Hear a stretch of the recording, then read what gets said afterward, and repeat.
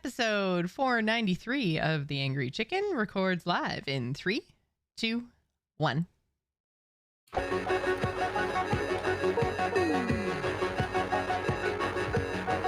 Every episode of The Angry Chicken is made possible by our amazing patrons over at patreon.com/tack. For more of Jocelyn's content, check out jossplays.com. And if you can't get enough of Ridiculous Hat, follow him over on Twitter at Ridiculous Hat. The Angry Chicken is a production of A Move TV.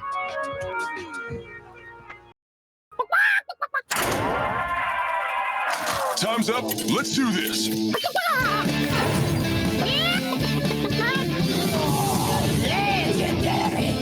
You face Jaraxxus.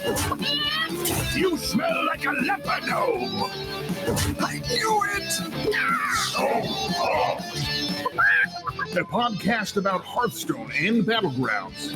This is The Angry Chicken.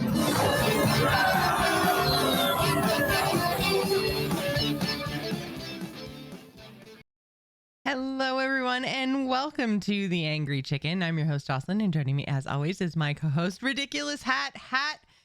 It's been a pretty wild week in Hearthstone. We have so much to talk about. We have a patch right before Christmas. We had Worlds last weekend. Man, it's been crazy busy considering it's the holidays. I had to go back and double check that I didn't miss any news because I remembered the signature compensation thing. But no, we did that. That was last week. Yeah. But there's just a lot. They did it. They patched before Christmas. Yeah, which we were kind of on the fence of if they were actually going to get to it or not. They did patch right after last year's Worlds as well, but it was very much on the fence of like, are they going to be able to push this through? Because obviously Christmas moves a little every year, and really didn't know if they were going to get it in right before Christmas, but they did. So yeah, we have a whole new patch to talk about this week. But before we get into that, we wanted to say a very big special thank you to our patrons over at patreon.com/tack. And not only over on patreon.com/tack, but also I wanted to say a very big thank you to our patrons in the Discord server, which you get access to by becoming a Tack patron. Because we had some really cool conversations with you guys over the last week or so. I'm going to compile all the feedback over the break. This is our last episode of 2022, so we will be back in the first week of January. But yeah, we are taking next week off. But yeah, you guys have been really awesome. Excellent. Yeah. I didn't know we were doing that, but I'm really grateful we are because my next week is already. We talked about it. That doesn't mean I knew it. That means we talked about it. I got it. It didn't sink in. Yes. No, this is our last show of 2022. So over the break, I'm going to be putting all of that feedback together because you guys said some very, very kind, really sweet things in the Discord server about us going ad-free for everybody. And yeah, so thank you everybody for your suggestions and your feedback. And we are going to be going through all that over the break and making some decisions and relaunching the Patreon in the new year. So thank you guys so much for being so active and giving of yourselves to us in this last week. It's been really, really awesome. So again, you don't have to be a patron. If you would like to give us some feedback of what you think would make you become a Tack patron, you can do that through any means that you like. You can reach out to us in other Discords. You can DM us. You can reach out to us on Twitter. We're all over the place. So if you can find us, you can send us a message and let us know what might push you into supporting Tack through Patreon. We want to hear from everybody, not just our current patrons. So with that in mind, we wanted to say thank you this week to our new patrons, Cloudy and Barack Obama. Ciroc Obama. Thank you. It's a vodka brand. Okay. Yes, but also it's a pretty great pun. Yes. So I mean, obviously, Hat appreciates a pun much more than I do, but I had no idea that was a brand of anything. So I was like, I see in Hat's notes it just says brackets LOL, and I'm like, I don't understand.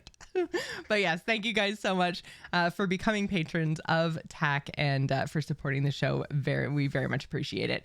Now it's time for some Hearthstone news. Good news, everyone. Oh no.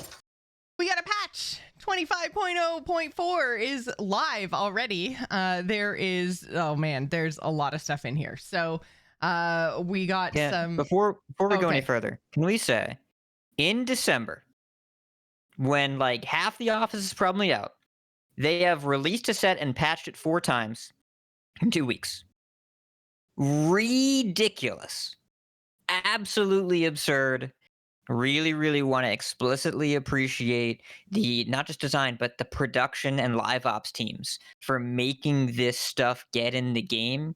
It is not without cost, and it is very hard to do. And getting anything done in any office in the month of December already is a Herculean task. Oh, yes. And they've been shipping stuff nonstop. So really want to go out of my way to make sure to express thanks to the live ops production engineering teams just for getting this stuff in the game. I hope that they get like their holiday vacation dead month in January. Like I hope that they just get some time to chill post holidays. But yeah, so we did get a patch. It is live already. 25.0.4. There's a lot of stuff in here. So we had some changes to standards. We had both nerfs and buffs in this patch. So most of the nerfs hit well, I guess other classes, and most of the buffs, or I think all of the buffs, hit Death Knight specifically.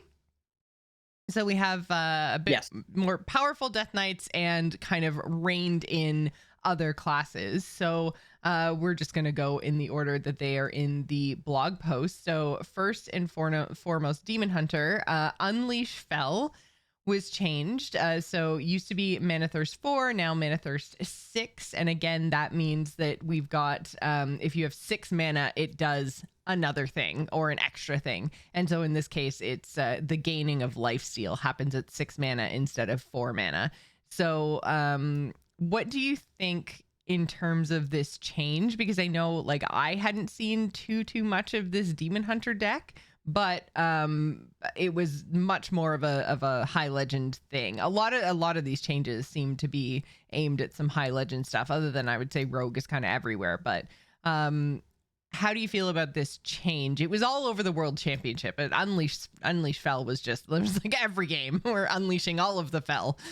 So what it is, Mana Thirst to 6 enough?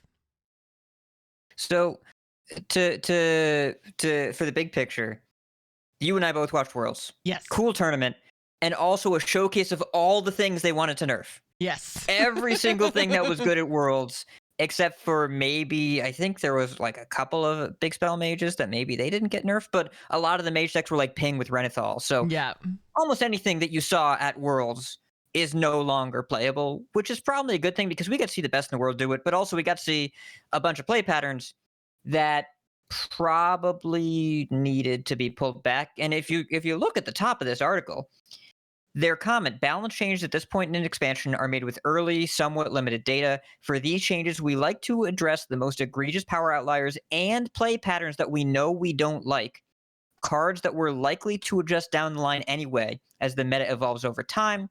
We hope and expect to make some spicier changes in our next balance patch once we have more data. So these are high confidence changes and things they say, oh no, we don't want you doing that.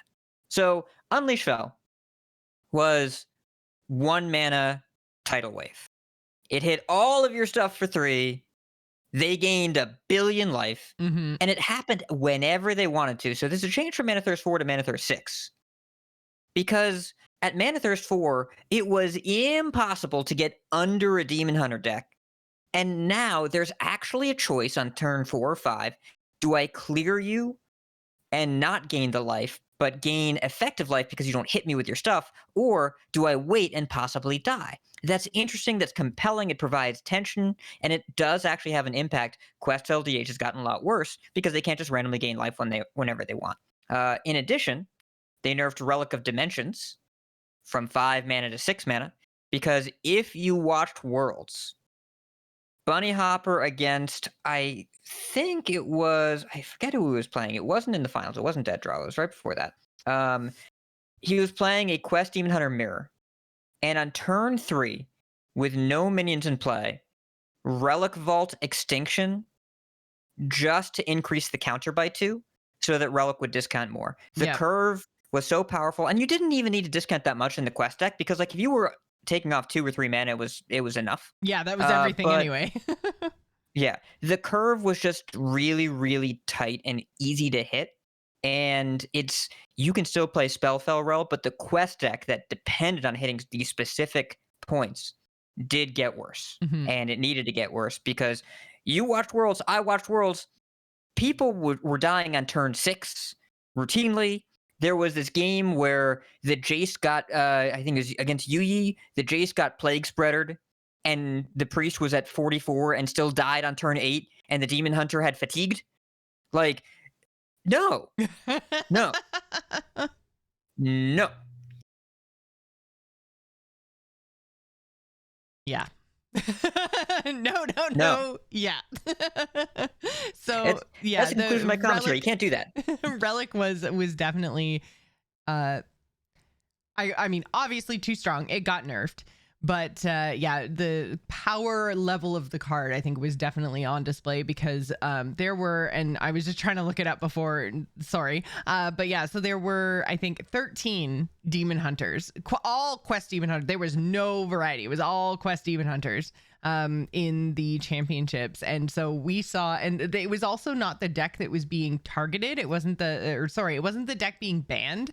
It was just kind of the deck that everyone expected to get like one win with. Like no one was going 3-0 if their opponent had Demon Hunter.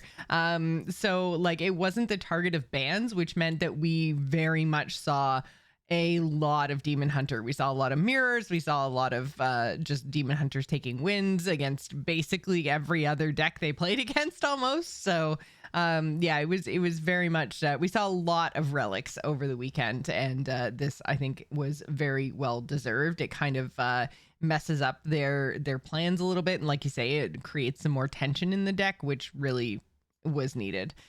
It's worth noting, if you're playing Spellfell Relic, if you're playing the spell deck that's trying to do fair adjacent things, as opposed to the quest deck, which is trying just to cheat as much as possible, Spellfell Relic is still good, even though this card costs more, because they do other stuff. They do deal with the devil on 5. But the quest deck doesn't have anything because it doesn't want to play any minions. So this nerf only hit the evil stuff, but the quasi-evil Spellfell Rel deck that you've tried some, Joss, that deck is still totally fine. Yeah. Speaking of decks that I tried, I am so mad about this next change. It makes me so sad. So they changed to Nupercon, and I know that there was so obviously I was also playing an Nupercon OTK deck. However, I feel like mine was a little more varied from what Druid was normally doing. Like I don't think like the quest Druid, the gaining attack and armor quest Druid that gave Guff as a reward, never really saw a whole lot of play at any kind of point. And that was the direction that I took the deck, and I had a lot of fun playing it. I talked about it. I think this is the 3rd show in a row now I've talked about this deck. It was so much fun. And it just the deck that I think was problematic was the one that played around with what's his face, Astalor. And I feel like my deck was an unfortunate, like, innocent bystander collateral damage situation, because I think that's what they were aiming for. And I'm a little sad that they went after a Nupercon instead of Astalor, because I also don't think the Druid is the only one doing Astalor shenanigans. So I don't really know why they went after an enabler in Druid and stopped you from being able to do other cool stuff instead of going after the problem card in Astalor. And they're both new. It's not like they're not new. So I don't really know why Astalor wasn't touched, but Nupercon was. It makes me sad. So I got some thoughts here. I'm glad. First of all, Joss, I understand the appeal of what you're doing, and I'm glad you were doing it.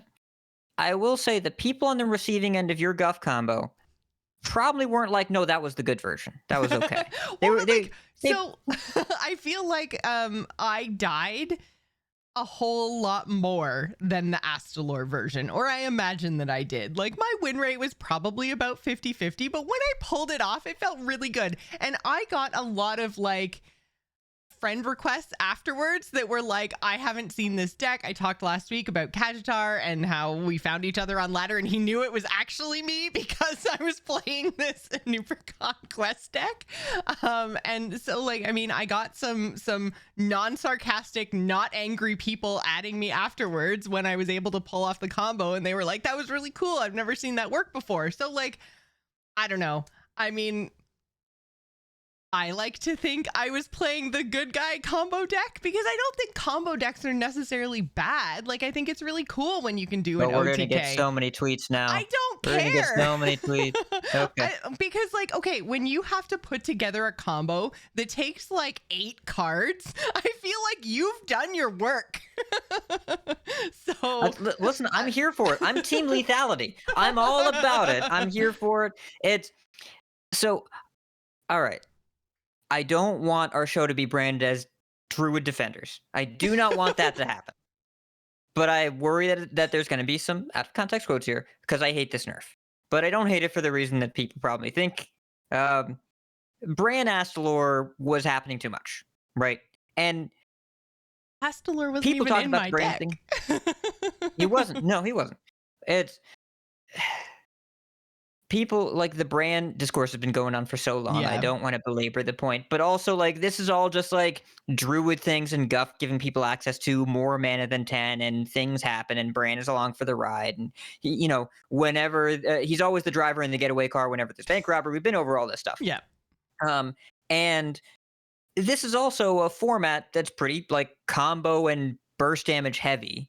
So I don't think it's fair to say that this was a particular outlier, because it really wasn't, though they did pull back a lot of the kill you from 30 or 40 combos, because there's a lot of the decks now, they do burn damage over time. It's like after a turn, after a turn, after a turn, so you can theoretically heal up after. The format's not taking that shape yet, but it could, because they nerfed most of the kill you from one turn things.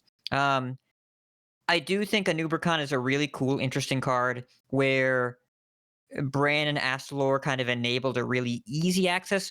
And I am kind of curious why Bran just didn't get something. Just like, because he's not too good, and I do think the Bran play patterns are really fun everywhere except Druid, even including Druid. But like, you throw it in your Shaman deck with a school teacher, I don't think you're hurting anybody. I don't think it's causing any problems. You got Macaw, you got Bolner, we're already doubling Battlecries. I think that's okay. But he's been around for 10 months and also as an old standard card. What would the format look like if you just booted him and then let a Nubercon be a Nubercon? But the main reason that I hate a Nubercon nerf is because it makes your Nubercon turn just about the combo, because you can't do anything else. And if you spend all your mana, you can't play your Crypt Keepers. And if you do play your Crypt Keepers up front, you eat some of the next 3 minions. But if you play them at the end, you don't have any armor left because you spent it. So that means this card only gets used for game-ending combos now. It's never a tempo card anymore unless you're about to lose. It minimizes the amount of things you can do and constrains the space that this card exists into only being seen with game-ending combos, which you can still do. They're way slower. Ramp Druid isn't good now. I think that's mostly the Renathal nerf. I don't think it was really all that good before. It was barely over 50%, but whatever. People don't hear that. But if you play Astalor 2 earlier in the game, you just do Bran, a Nubercon, Astalor 5, Astalor 8, Astalor 8, and you still have your 64. So it's slower, it's worse, but people can still do it. And if people are trying out Blood DK, they're still going to get Astalor 64. It's like, that's still going to happen because Blood DK doesn't have enough lethality pressure, whatever. So I am hoping for some kind of future adjustment to Druid that allows Druid to continue existing, because it serves an important role in the meta without OTKs. And after Guff and Brand rotate, it's not going to have OTKs. They can probably put this back. And I really want a Nubercon to go back to being a cool board swing card where I play it and then play my minions, as opposed to being so sequence focused and only being seen as a combo piece or a desperate defensive play.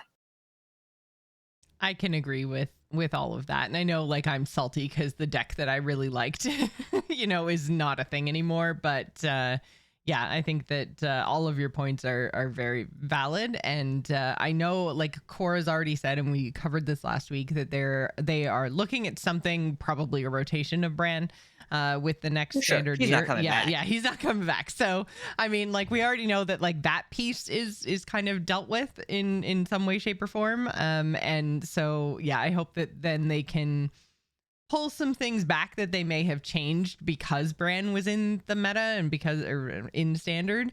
And yeah, we'll have to see where that goes with the standard rotation in March, April-ish. So other than Druid, we also got nerfs over on the priesty side of things. So Boon of the Ascended is going up a mana, so 4 to 5.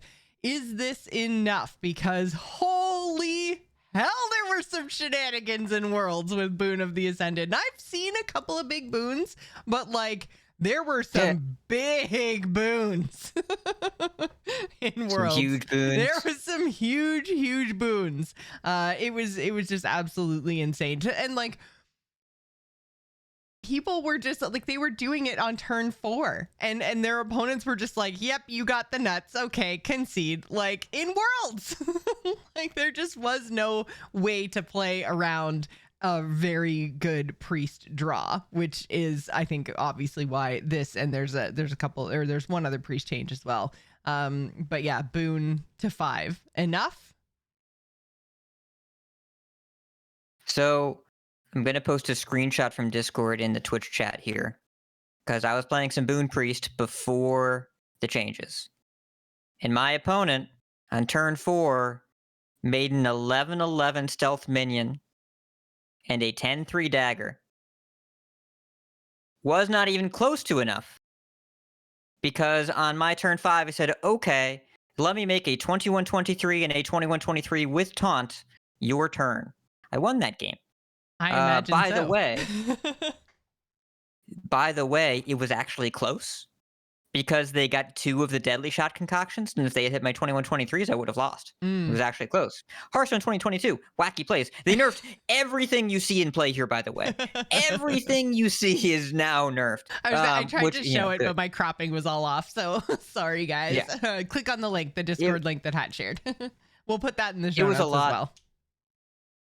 So Boon to 5 by itself, I'm not sure would have been enough, but they also nerfed Priestess Felice from 0 to 1 mana, and that was enough to make people play it a lot less, which honestly, I don't even care if it's better or worse. Those stats indicate that it's worse. Not like unplayable, but definitely worse. And I just want to not see this thing. I just want to not see it because it is infuriating to face. Yeah, I feel like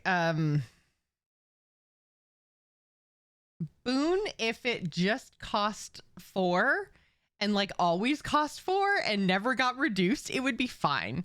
But the fact that you see it so many times, either with its mana discounted by Radiant Elementals or whatever, or with Priestess like giving you all your mana back, so instead of, you know, a 4 mana turn, you have an 8 mana turn.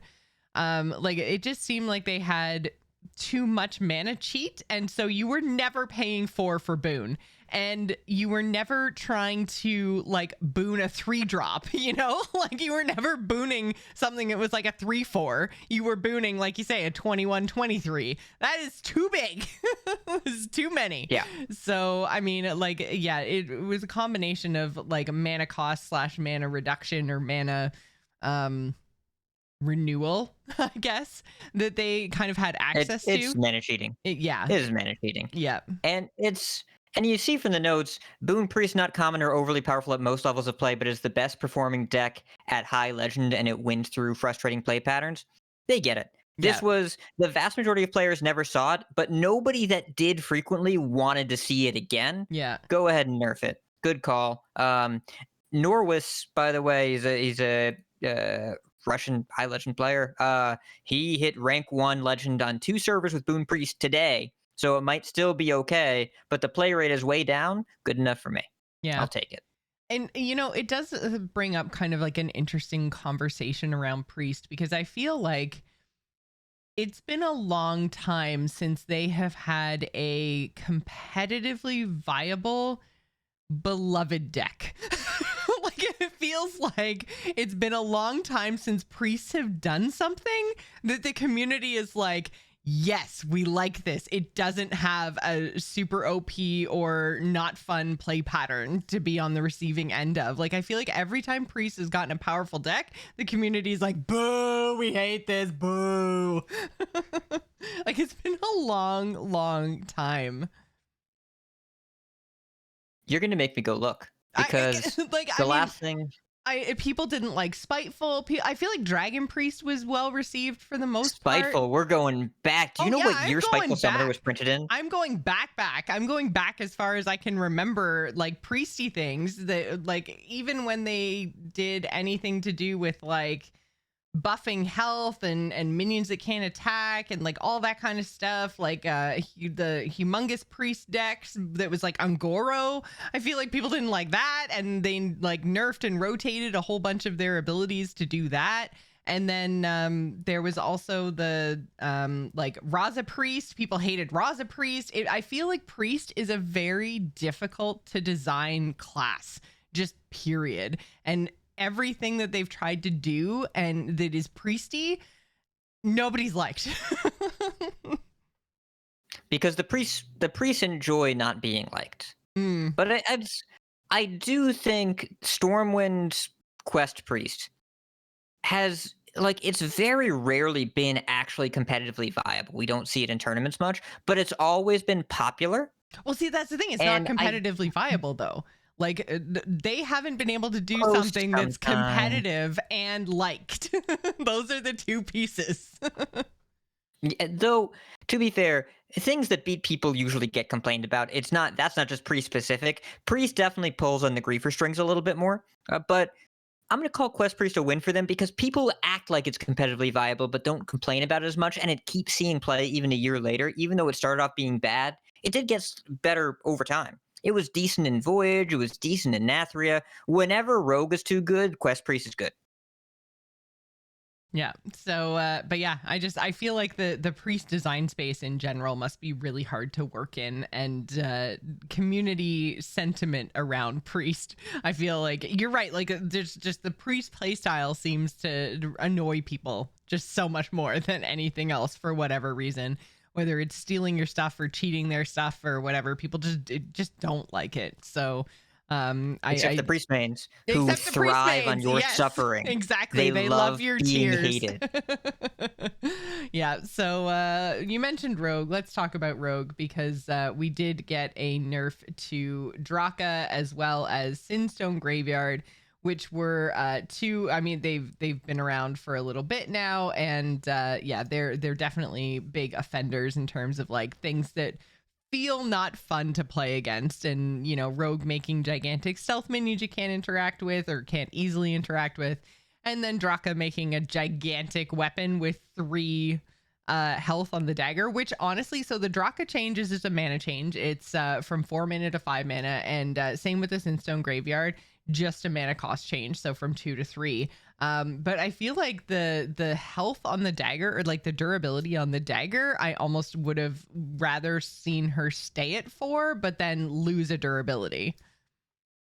As a rogue player, as the resident rogue expert, what are your thoughts?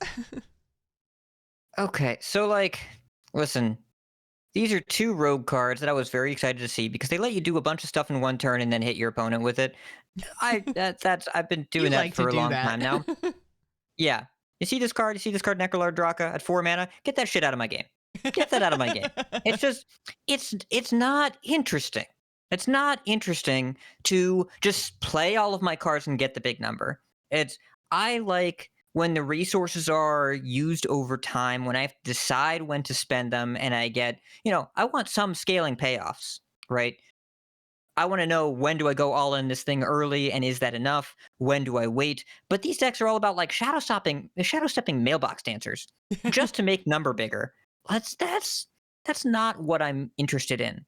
I don't want it to be this all in and also this clear of a payoff with this high of a ceiling so quickly, because it just gets kind of boring, and while there's flexibility to the games, I think about my favorite rogue decks of all time, and they ended up with some really dynamic game states with things like Baron's Rogue was really, really interesting. I did like Alterac Thief Rogue, where you had different things that happened each game, but there was a range of possibilities. It was before Colossals were printed, so it wasn't a Queen Ajara deck yet. This is just like super scammy big number on turn 4. Like 2 durability doesn't matter if I attack for 15 twice on turn 4 and 5. So that's fair.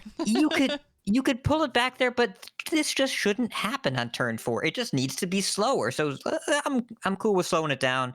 Maybe these kill the cards. I don't care. These cards have killed enough people. They can be killed for once. It's you can't leave this in the game forever. I really like the idea going on here, but stacking a bunch of this means the deck just gets so warped around being really, really all in that I think it stops being even as fun to execute. As well as fun to not very fun to lose to, just because you're doing the one thing. Mm-hmm.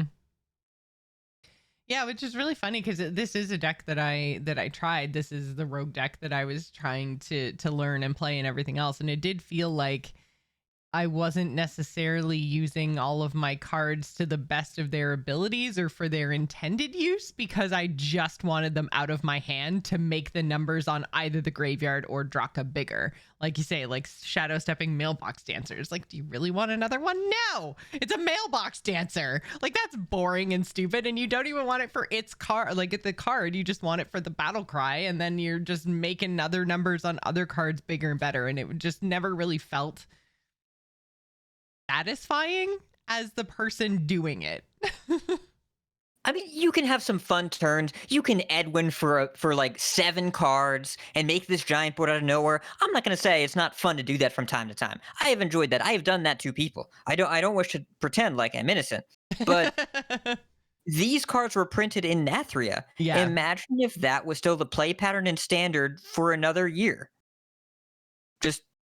Gross. They said, dislike. If we know we're going to nerf this later and it's a problem now, let's just nerf it now. I'm glad they did that. They can always pull it back a little bit, but I like the idea of these being more individually. You need to do one of these things, and you can't really build your deck around it because it's not fast enough. Yeah. So they also took a look at the Death Rattle Rogue and some of the cards that kind of made that deck go. So Sketchy Information went from 3 mana to 4 mana, still has the same effect. So it is draw a Death Rattle card that costs 4 or less and trigger its Death Rattle. They also went after Forsaken Lieutenant, which is used to cost 2, now it costs 3. That one is the 2/2 stealth. After you play a Death Rattle minion, the 2/2 stealth becomes a copy of it with Rush, which means obviously it gains the Death Rattle of whatever you've played. So you're doubling your Death Rattles in that case. So we've got a little bit more of a mana cost on this Death Rattle deck. And I don't know. What do you think? Because I have tried the Death Rattle Rogue and it was pretty fun, but I did feel like I was doing some pretty overpowered things. And the reason that I decided to try Death Rattle Rogue is it seemed like there were a lot of them around, and I would look at their board on turn 3 and just think, that's a lot of stuff. Why don't I have anywhere near as much stuff? I'm an unholy DK that's supposed to have board stuff. What is happening right now? So it felt like it was really difficult. And obviously, Unholy DK is not the strongest deck in the world, or wasn't the strongest deck in the world before all of the buffs and everything else. But at the same time, it felt like rogues were doing an unfair amount of things. So now they can do less unfair things. They nerfed it. Yes. They nerfed it, so they agree with you. They made it more fair. Death Rattle Rogue, so I do think there's some appeal. I think it was a fun deck. I saw a lot of people, especially players that didn't normally play Rogue, they picked this up. Yeah. Same way that they gravitated toward Shockspitter Hunter. But you start to realize at a certain point, it's not just for the Death Rattle vibes. It's because it's too fast, and they want to do that to people. It's too good, yeah. And it's because every time you play against Death Rattle Rogue, it was that experience of just this is a lot of stats very quickly. I had some turn 4 Neptulons. That's not when that should be that. it like that should be later. Yeah. And all of the past 4 decks we've talked about, that should be later. They pulled back the scams, right? You can still die to burn damage in this format. Turn 7, turn 8, whatever. But it's not a turn 4 through 6 thing anymore. So it should be slower. And the version, looking at H's replay, the version that was most common was the one with Swift-Scale Trickster and a Smokescreen, with Infectious Ghouls, Forsaken Lieutenants, where you would build a board of these 5/4s that would constantly make more 5/4s. You would do a lot of that. You would make a lot of Burning Blade Acolytes. You would build a board of 5/8 taunts. And they made the curve clunky. And that version is actively bad now.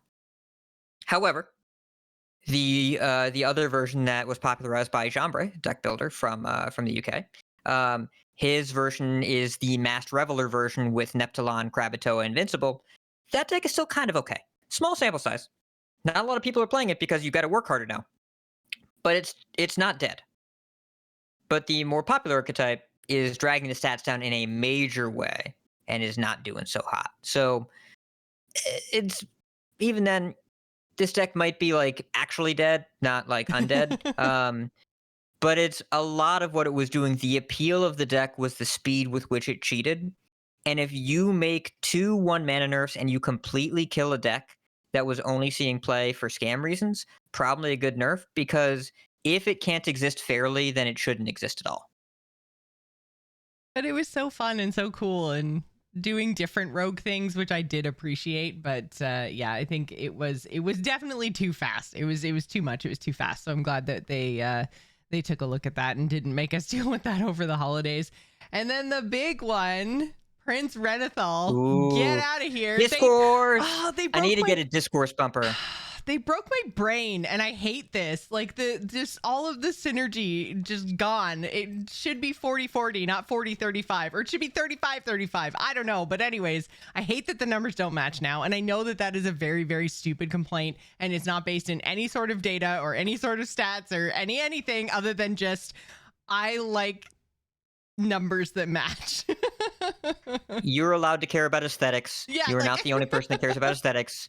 Remember how weird it was when N'Zoth went to 9? We were like, that's not what old gods cost. Yes. That's not Same a thing. difference. Same difference. It's the symmetry. Exactly. So yeah. It's an anachronism. We're going to have to explain to people that start playing within the next 12 months. They're like, this is a weird card. Where did they come up with these numbers? And we'll have to explain, like, no, it used to be 40-40, and then they had to nerf it partially, but people still wanted 40 cards in their decks. They had 40-35. I was thinking about this the other day. How many deck slots are there in Hearthstone? The number of classes times 3? 27. Number of classes times 3 is 33. Number of original classes times 3. So it's, if someone comes in now, if they start playing Hearthstone today, they're like, 27, that's weird. And we say, true. no, it's the number of classes back in the game, and then they had to keep adding pages, and they'll be like, well, why didn't they add more to match, the class they have now? I don't know. It would, reasons. I like the 9-page. I like the 9-page aesthetic. I do kind of wish we got to pick based on, like, we got to pick the hero first, then have like 9 decks per hero or something. But neither here nor there. I'm digressing. Crazy talk, Hat. It'd be nice, right? It would be. But yeah, so Renethal now, same cost, same everything, but starting health at 35 instead of 40. Deck size still 40, and I saw a lot of people commenting that they were glad that they didn't change the deck size because they just enjoyed having another 10 cards to play with, and that it was, like harder to make some of those decisions, or they liked having tech cards available or whatever. So the like downside of the card, which is making your deck less consistent, wasn't a downside for a lot of people. So now we're just in the place where it's, the 35 life is 5 less than it was before. The decks that were kind of living through any kind of aggression aren't now as often as consistently, which I think is a good thing, because some decks, particularly Blood DKs, just had too much health to the point that it wasn't necessarily that they were winning a ton of games. Like Blood DK needed to be buffed. We're going to talk about the DK buffs in a minute, but it was just freaking annoying. Like, yeah, I can kill someone from 60, but do I want to? No, I want this game to be over much faster than that. So yeah, I think I'm glad Renathal was changed, but what are your thoughts on the drop down to 35 life? I feel like when we were talking about how we would nerf him like a month ago, this was where we kind of landed.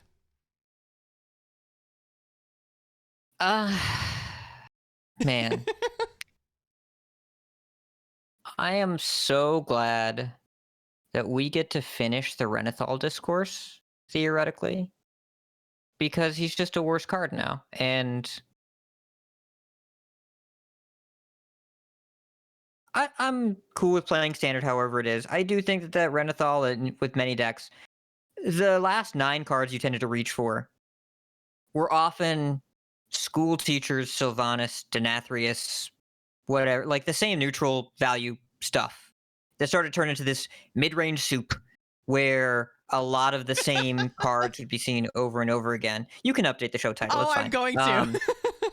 Yep. So you would just have like a lot of the same ingredients, and you'd be like, I know they just got the one potato they chopped up and threw in all the different soups. Like it's whatever. I would still kill these decks a lot of the time because the extra health was offset by the lack of consistency. Mm-hmm. But which was control decks supposed to didn't be the exist for balance of Renathal. the card, right? Like that was the whole point. Right. And it was, but the control decks actually really couldn't exist when Renathal was around because decks never ran out of stuff. Right? Like you couldn't play Control Warrior, or like it was really tough to play Blood DK because you had to go 1-for-1 with their stuff, and they had so much stuff because they just added in a bunch of mid-range soup. So like, whatever, it's fine. But pulling it back, a lot of the decks that needed the extra window to survive that the health granted them so they could ignore the early game are getting worse. Now, I don't think it's a bad thing to have Ramp Druid, Beast Hunter, Thief Rogue get a little worse. I will say, it does seem like some of the reactive strategies, in particular Plague Spreader Priest. I can't believe I'm about to be sad that Plague Spreader Priest is gone, or at least try to pretend to be for the people listening. The Renathal stuff did matter, at least in the beginning of this meta, for figuring out what worked. And right now, there are no reactive decks that I can really point to and say, if you want to wait for your opponent to do something, undo it, and win the game, this is what you should do. I can't, in good faith, recommend any of those. Quest Priest and Plague Spreader Priest both got way worse with the changes, both from meta composition standpoint and from having 5 less life, which matters a lot. The burn decks got a lot better. So there's no control strategy that I can point to right now. Now, granted, last week it was really only Plague Spreader Priest and Quest Priest, maybe Control Paladin. Not a lot of people were playing it. Maybe you could do it wasn't that. very popular. But even if there was only 2 strategies, that's more than what we have now, which is none that I can honestly recommend. So I do hope some of those get figured out.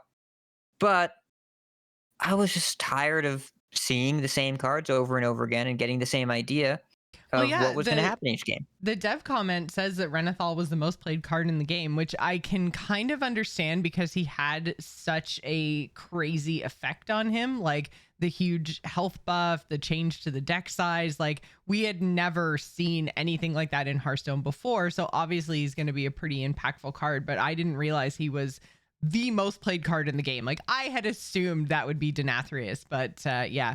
Prince Renathal, most played card in the game, neutral, so we saw a ton of him. I'm glad that they have nerfed him a little bit, so maybe we see a little bit less.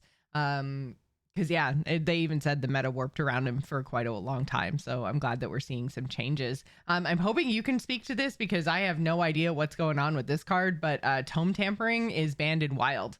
Apparently, it was just crazy sauce. 3 mana, shuffle 1 cost Shuffle 1 cost copies of cards in your hand into your deck and then discard your hand. So this was a Warlock card. The Wild discard Warlock deck with Tome Tampering and all the new stuff printed, you basically just picked up your deck and threw it at people. It was disgusting. Because you remember Malchezaar's Imp, right? Yeah. You remember Malchezaar's Imp. 1 mana, 1/3. Whenever you discard a card, draw a card. So you would just go Malchezaar's Imp, Tome Tampering. There are the old payoffs with Silverware Golem and Fist of Jaraxxus. there are the new payoffs with the 2/5 Taunty guy, Walking Dead, and Soul Barrage, which does 6 pings to random Right. enemy. Yeah. And you would make a bunch of copies of all these. Oh, Hand of Gul'dan.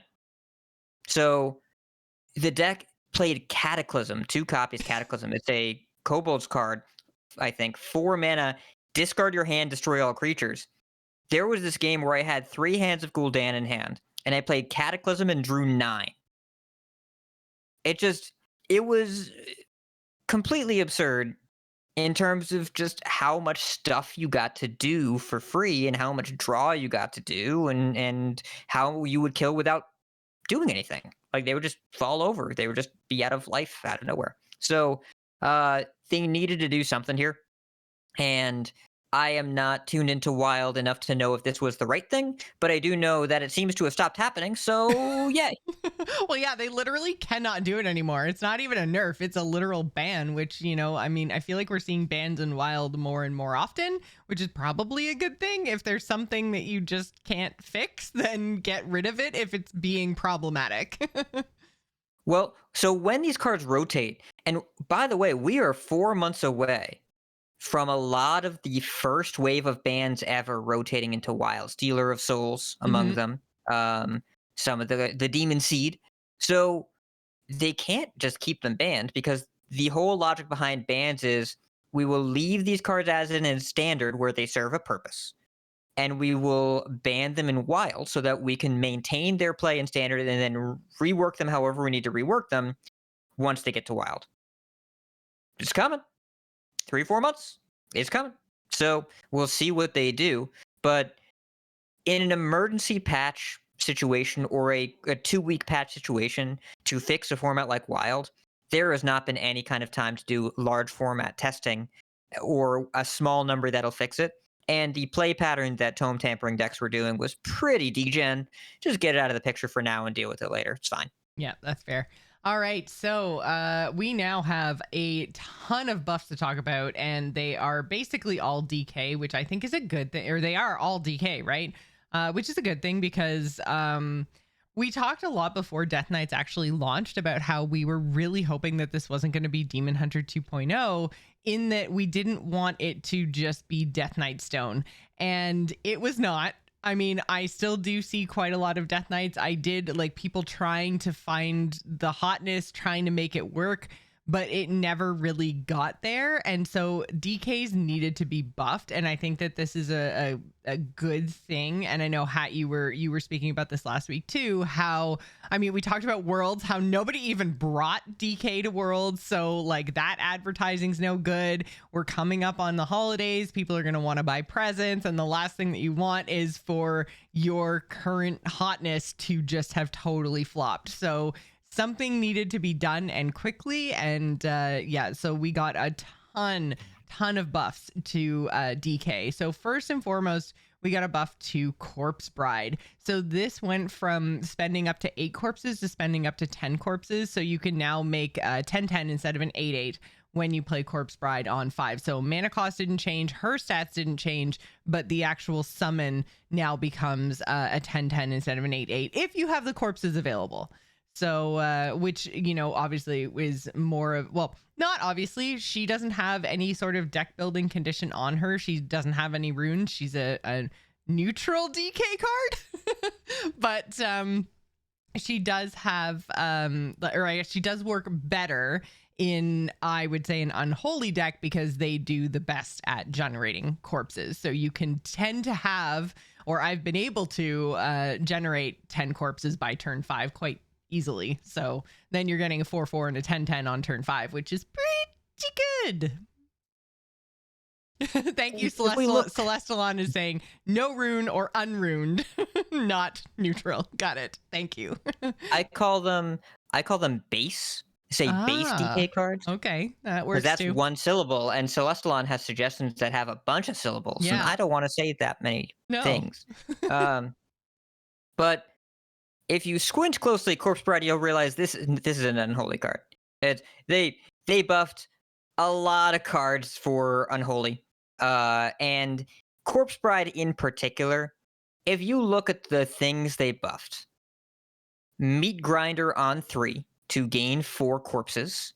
So you can curve that into Tomb Guardians on 4, which needs 4 corpses exactly. Corpse Bride moved it up to, you can spend up to 10. They moved Stitch Giant down to a 9 cost because they want you to go Corpse Bride, Stitch Giant in the same turn. And before, you needed to have already spent 2 corpses, or otherwise you couldn't do that in the same turn. But it turns out 5 mana for a 4/4 and 2 8/8s, not really even that good in pre-nerf standard. And still like pretty decent now, but totally dealable. So I definitely have noticed that even when I'm playing like some amount of stats, so the 4/4 stats, and then somewhere between like 7 to 10, or I guess like 7/7 to 10/10, I'm still like, it's not necessarily living to my next turn. Like standard right now is so powerful, obviously 6-set meta, but it's just it's so frustrating to make a 10/10 on turn 5 and have it not live. It's just like, but how? Why? That was my big move. But I will say I do think that the deck in general has gotten a lot more powerful. So like we said, Corpse Bride had that update. Malignant Horror is another base DK card. So at the end of your turn, spend 5 corpses to summon a copy of this minion is what it used to be. Now at the end of your turn, spend 4 corpses to summon a copy of this minion. I still don't play with this. It's a 4 mana 2/4 reborn with that text. So I have not seen any horrors. The horrors aren't in my deck. I just still don't think this is a great card. So this is not for straight unholy. The buff that matters to this card that's also in this patch is Blood Tap. Blood Tap is a double blood card, which you're going all out of order. They did it, not me. They sorted by rune, not by like package. Blood Tap is DK conditioning, right? It's 2 mana, double blood rune. Give all minions in your hand +1/+1. It used to be spend 3 corpses to give them +1/+1 more. Now it's spend 2 corpses. This is really good with Malignant Horror. But the problem before is you would never have the corpses to play this early. And then you would never have the corpses to double your Malignant Horror. So now you're a lot more likely to get 2 4/6 Malignant Horrors with Reborn on turn 4. Okay. All right. And if you look on HS Replay, there is a deck that is labeled as Blood DK, but is actually Unholy Blood hand buff.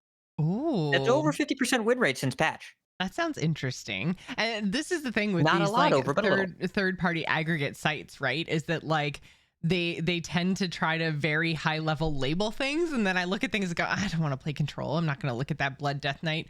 But that sounds really cool. Blood Unholy mix, like doing hand buffy things. That sounds like something I could be into because I have really been enjoying Unholy since the changes. So yeah, that's maybe something. You'll have to send me that list. I'll play it later. But yeah, so that was like I said, that was Malignant Horror. Now we got our first Unholy card, our first official Unholy card, Meat Grinder. You had mentioned. So it used to be shred a random minion in your deck to get 3 corpses. Now it is shred a random minion in your deck to get 4 corpses. So it provides you with more. Plus, it's also gives you a corpse when it dies. So you have a total of 5 corpses for 3 mana and a 3/4. Which is pretty decent on curve. So I know a lot of people don't like Meat Grinder. I don't really have that much of a problem with Meat Grinder because I think of it like I used to think of tracking, where it's like, what if that minion was just on the bottom of my deck and I never would have seen it this game anyways? I don't care if I mulch it because I wasn't going to get it anyway. That's how I think about it. And then I don't get quite as mad about ruining something in my deck. And you can kind of tell as well, the Unholy was the rune that most interacted with the new resource. And new resources are tricky because you never really know how it's going to work in practice when you're reading it. Even when you're designing it, you're not quite sure how it's going to play and how much pressure the player's going to be under and what the opponents are going to do. And corpses in particular, it became clear it was harder to get them than we wanted. And it was harder to use them than we wanted. So they made all that easier. They made it smoother and easier to spend smaller amounts of corpses, get bigger amounts of corpses, let's use this new resource. A lot of the adjustments, 1, 2, 3, 4 changes in this patch were to corpse income or expense, like ingoing or outgoing, just because they needed to tune the numbers a little bit to make the play patterns a little cleaner. I'm glad they did it. It's going to take a while for them to get this right because it's a brand new resource, and the other resources that Hearthstone has have been around for 10 years. Yeah, not just a new class, but a whole new way to pay for things, which is going to, like you say, need some adjustment, need some balancing. So we also saw a change to Blightfang. So it used to be a 3/3, now it's a 3/4. Same mana cost, everything else, same effect. So again, this is a battle cry. It's legendary. Infect all enemy minions. When they die, you summon a 2/2 zombie with taunt. And the 2/2 zombie is not a risen card, so does generate a corpse.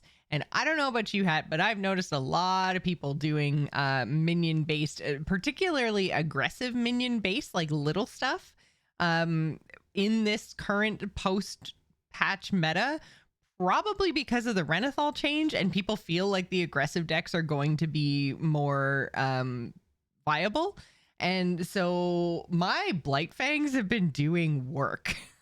I'm getting, I'm turning their 1/1s into my 2/2s and also resource generating for the rest of my cards that I'm going to play in later turns. So I feel like Blightfang is like really good right now, with just not necessarily for the stats on turn 3, but just the changing of their minions to your minions and you getting a gain in stats. I've noticed that happening quite often. Even when I play this on curve, like on turn 3, on turn 4, I'm definitely noticing that I'm getting a lot of use out of Blightfang. It's a really good card right now. Again, I think that's meta dependent, not specifically the stats or the effect on Blightfang. It's definitely the way the meta is right now, at least where I am.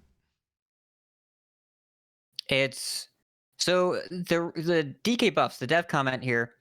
Death Knight is a cool new class that many players want to try out, so we're making some adjustments to open them up a little and give them more toys to tinker with. Like with the nerfs, these buffs are designed to be higher confidence. We specifically look for low play rate DK cards that seem primed for upgrades.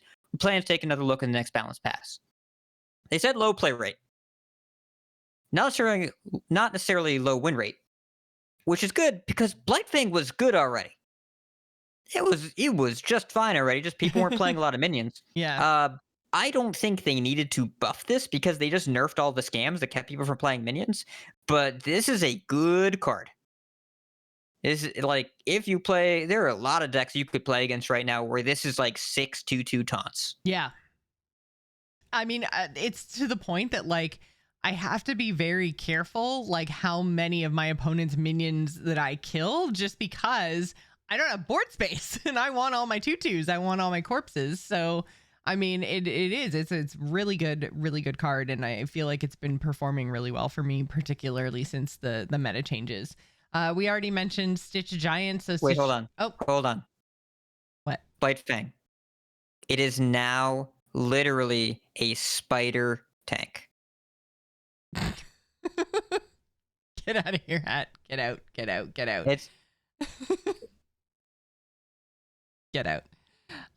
Okay, so Stitch Giant, we already mentioned, went from yes, I'm proud of myself. 10 to 9, and nothing else about the card has changed. So same number of runes, same text, same stats, everything else. So Stitch Giant now can, like we said, be played alongside Corpse Bride in the same turn. So really good changes there for Unholy.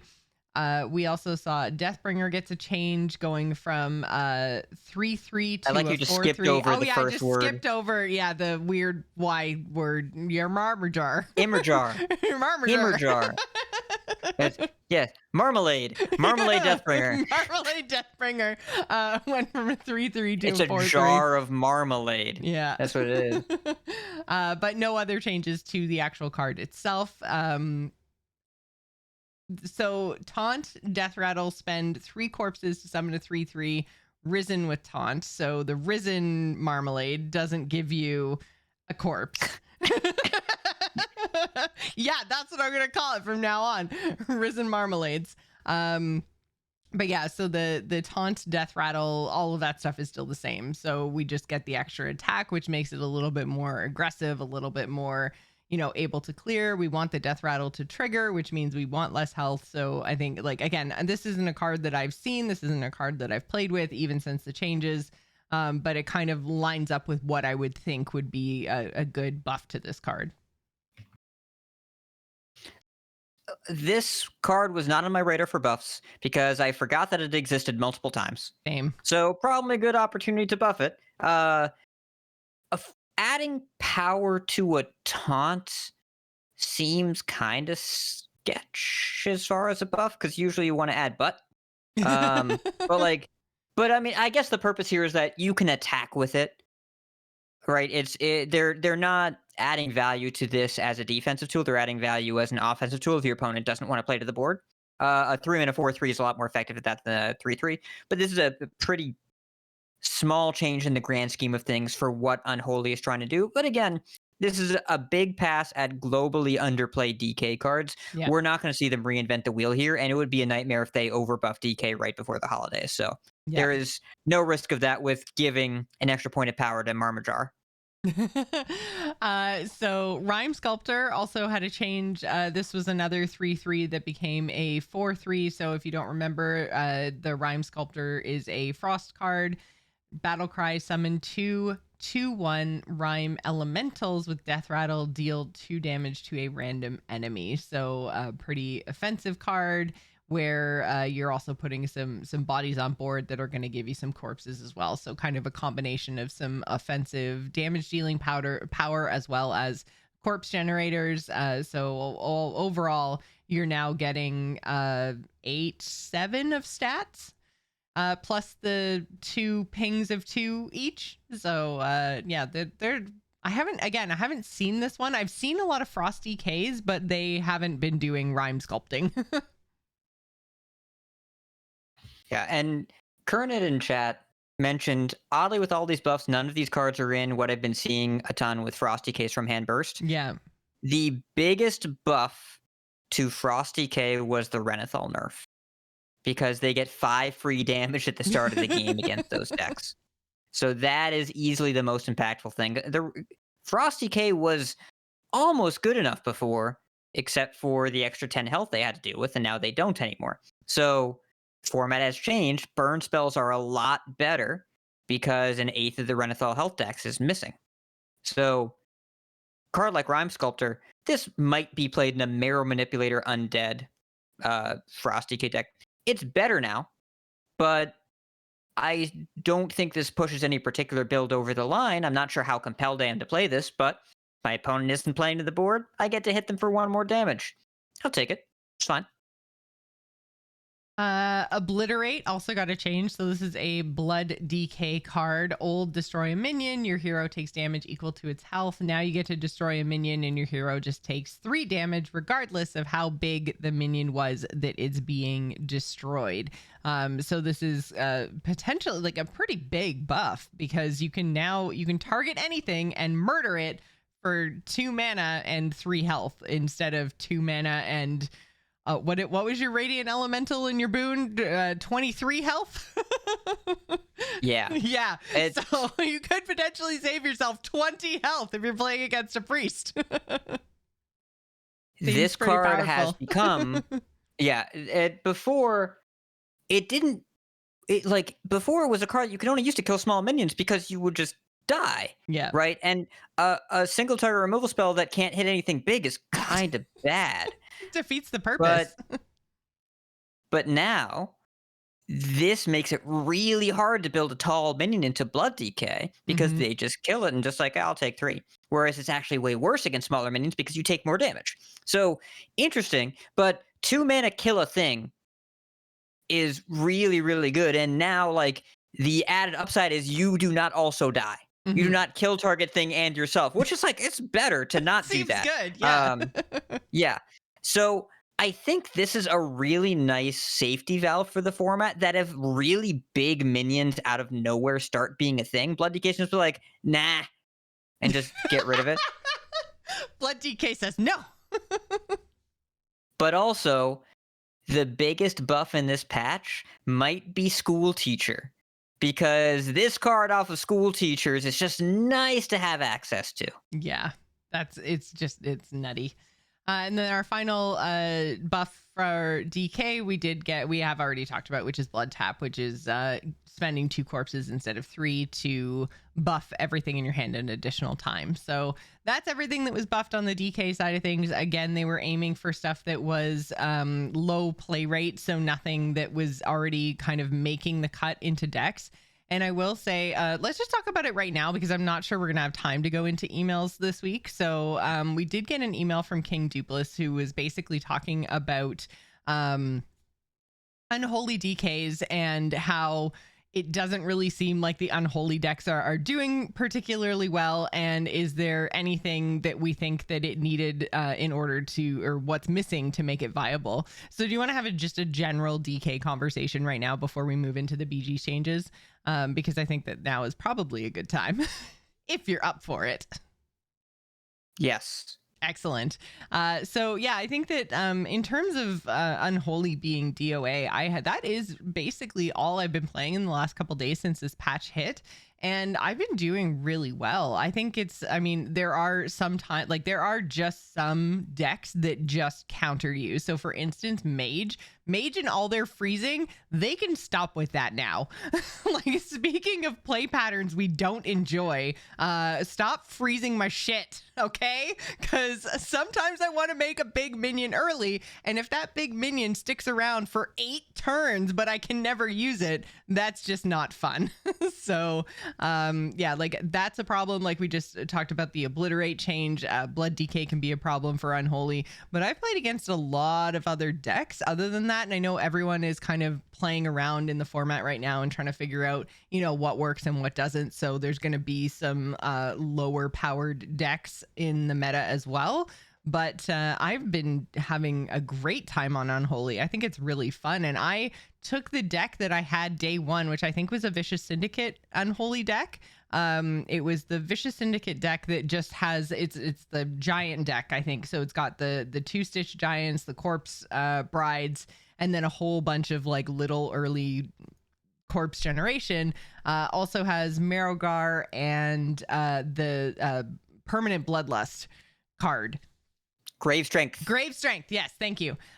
So yeah, that's the deck that I've been playing, and I've been having a lot of success with it and a lot of fun. So I mean, it's kind of this like interesting combo of like almost like old school handlock, but also like a little bit of zoo, because instead of like having a whole bunch of stuff in your hand, you want to put a whole bunch of stuff on your board to die, which it seems really odd that you're spending mana just to make a whole bunch of reborn 1/1s that like you want them to die. That's their whole entire purpose, is just die so that I can take all your parts and make a giant.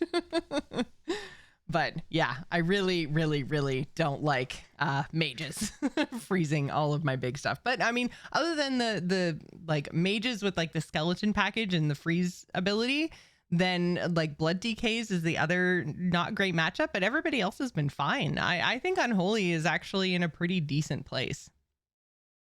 Frostworm Fury though? I imagine Frostworm Fury also not great for you. I haven't really. Yeah, I've been able to kill people long before that ever happens. Like I'm basically winning games on 5 and 6. What deck are you playing? I just said it's literally one of yours. Well, no, is it the optional list? I don't know. It was from Vicious Syndicate because I didn't make any changes to it whatsoever. I just I had to finish the DK event. And so I just grabbed my day one DK deck, my Unholy DK deck, and I played that. And I was like, wow, this is actually good now. Huh.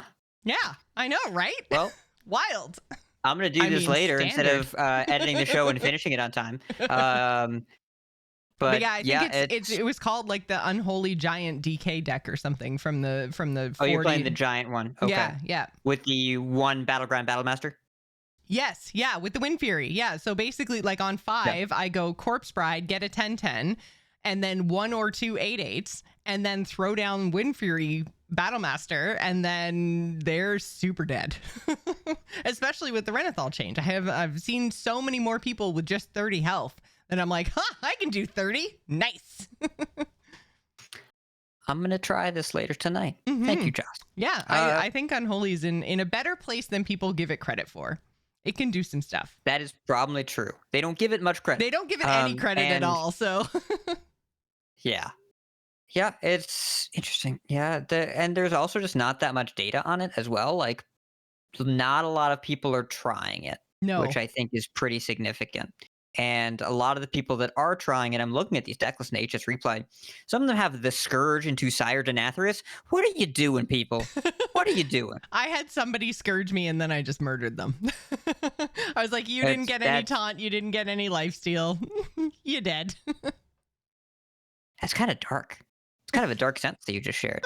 Sorry. No, it's okay. It's like, I'm glad you're having a good time with it. I think my big picture look at the format is that I feel like people forget that we got a new expansion and that people got to try stuff and figure it out, especially with a brand new class. Frost is working. If you look statistically at HS Replay, Frost is a good deck with multiple people trying it. And the Renathal buff was a big deal. But Frost DK is better than Spellfell, Relic Demon Hunter. It's on par with that and Imp Warlock right now. Good place to be. So Blood DK not lining up quite as well right now, but a lot of the reactive decks have stuff they got to work on. But we're in a pretty wide meta where people are trying some stuff. Not every strategy's figured out. There's a lot of stuff you can do. There are new things. You can still play your old cards.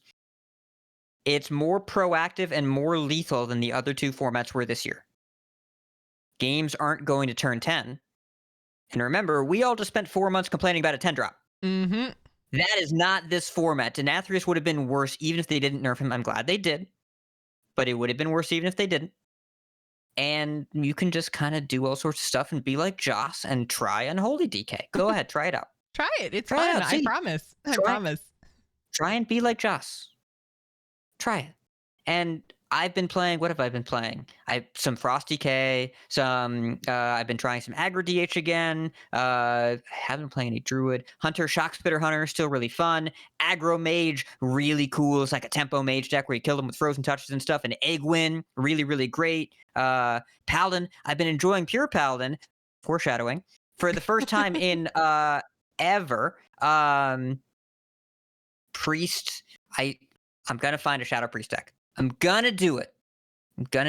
Haven't bothered playing any Rogue yet. I'll get back to that later. Shaman there's a Bloodlust Shaman deck that's quite good. There are Evolve Shaman decks that are quite good. They're doing evolvey things like Shamans do.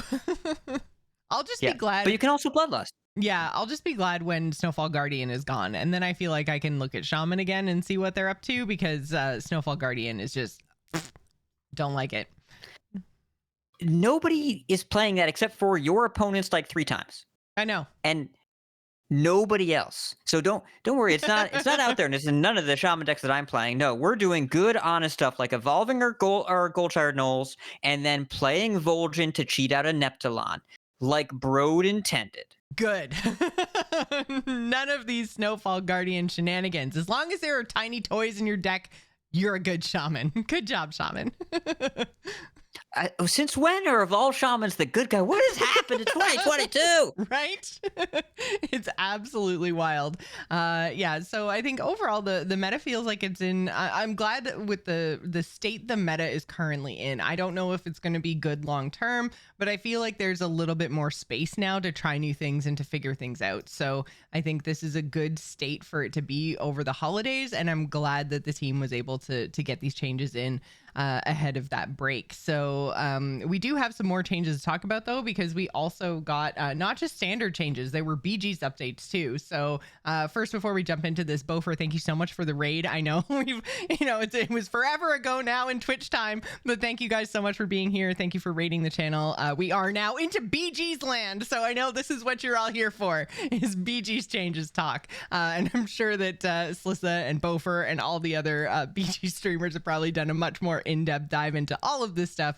But we did get a Battlegrounds change as well, many Battlegrounds changes, including like the biggest one. And there were quest reward updates here, and I'll talk about that in a second, but Toxfin to 6.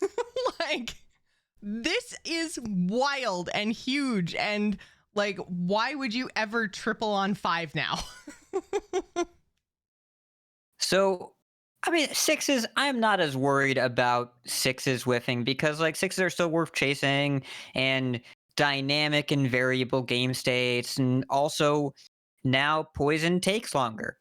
Fine. I have heard a lot of feedback. I think that's the good and healthy part of this change is that now you can't, have a whole board full of poison, that much earlier in the game. Like it's going to take a little bit longer. There's going to be less of it in the lobby. This in general, I think is very good. It doesn't get rid of poison. It's still something that you can do if you're, so that we still have that kind of counterplay to big, huge stat boards. And I think that's good and needs to exist. And we've talked about that in the past. But I think that where it was just too early. But I feel like 6 is just, it's so far. Toxfin is just, it's so far away. But again, I think that it's probably good and healthy for the meta for poison to exist in that space. Just doesn't let you kind of scam out some wins earlier on. It means that there's some actual decisions to be made. Sorry, I think I cut you off. So, no, you're fine. So I've heard feedback from high level players, which is, it's not me. I am not that. I am nowhere near that. But some of the feedback I've heard from high level players is that it's so much harder to fight back against an early snowball now, and that poison served a really important role because they were also the relatively small group of players that knew how to beat poisons. Right. You would see these when you I watched a lot of dog YouTube VODs to be like, wow, it'd be amazing if I could ever do that. And, I can't. And he'll just pick up selflesses and whatever, or Baron tunnel blast. I don't know. Yeah. And tunnel. Yeah. He'll just do stuff and then make the poison murlocs go away. I can't do that. I don't know how to do that. But people at that level are now posting these screenshots of crazy boards where they hit a really early high roll and no one can ever catch them. So I don't think that's something that needs to be a permanent thing. And I don't know if it's necessarily a bad part of the meta that it's the way it is, but it is a change from how it was before. And poison at that level was serving a purpose. It is worth noting as well, when you look at the dev comment here, though not a power outlier at most levels, that's the opening. It's the first thing they say, though not a power outlier at most levels. You know how you talked about Priest's design space? Murlocs are Priest, right? Like, people hate losing to big butt poison minions in a really major way. And so they changed it because people felt bad about it and kept talking about it. But I don't know if this was a problem, just people felt like it was. So I'm sure there will be some more changes coming down the line. We're going to get the BG's patch in weeks, right? In mere weeks from now. Yeah, they did 25.2. Yeah, they added the pre-order for season 3. That was also came out this week. And I will say one thing, and I literally texted this to Hat. I'm like, this is a placeholder so that I don't forget. I did think it was really cool that when you logged in to play BGs, the changes were in the client. So they were like, hey, guess what? First and foremost, the winter sale, there are BG things on sale in the in-game shop. So Battle.net has their big, huge winter sale. There was nothing listed for Hearthstone, but it's all in the client. It's not actually available on the Battle.net shop. So it was really cool to see that they had a pop-up to be like, hey, guess what? We are celebrating Wintervale. We're having a winter sale, and this is where you find it. But then having the actual information about the changes pop up in the client, I thought was a really, really good thing. So it was, it was, I think, really, really good. So 4 to 6 is the Toxfin change, 2 tavern tier jump, which also means many less copies in the pool. But we also did have some quest changes. I had a Denathrius game earlier where I got both Pilfered Lamps and Wondrous Wisdom Ball, and it was amazing. It was so much fun. I mean, although I will say I basically had the same board of golden beasts with golden barons and shenanigans from like turn 9 onwards, and just nothing really changed. I was like, I'm playing through my shop turns and I'm like, there's nothing I can do. I'm not even hunting triples. Everything on my board is gold. What is happening? I love lamp. I love lamps. I take whenever I see pilfered lamps, I take pilfered lamps. Whenever I see hero Dawn Grasp, I take Dawn Grasp. And if I get to do Dawn Grasp lamps more, I'm gonna do that.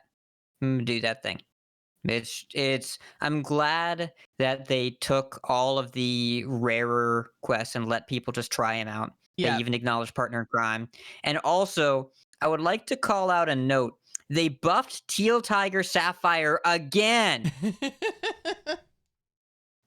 Before the show, I asked my buddy Mitchell, who works in the BG's team, how many times have you buffed that? He said, I think 6.